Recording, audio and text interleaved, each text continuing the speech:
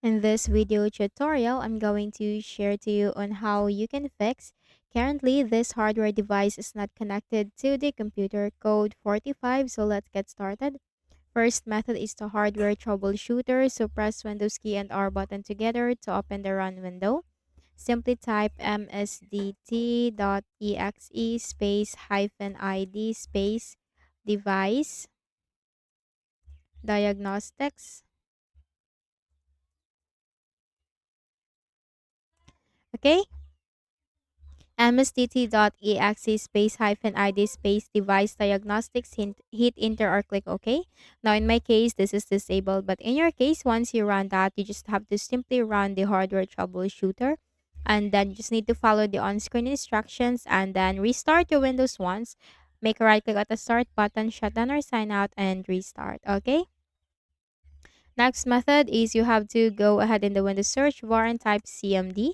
If this video is valuable, do not forget to hit the like button and subscribe so we can produce more videos for you. Okay, so run as administrator. Then here we have to simply type this CHKDSK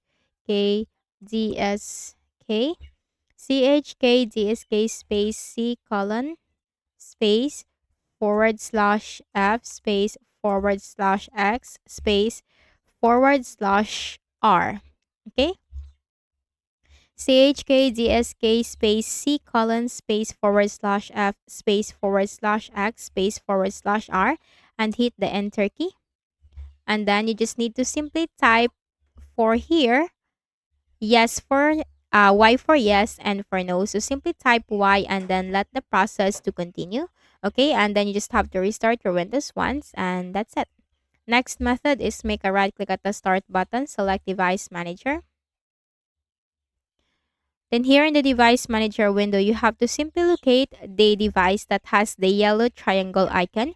Okay, that indicates an error. So let's say, for example, this is it that you're encountering the yellow triangle icon. Okay, so what you can do is you just need to simply make a right click and then select update driver. Browse your computer for drivers. Let me pick from a list of available drivers. Choose the driver that will work for you and Windows will successfully update your drivers and then restart your Windows once. Okay. Then for the next method is you have to roll back the driver. So make a right click on the device that has the yellow triangle icon. Select properties.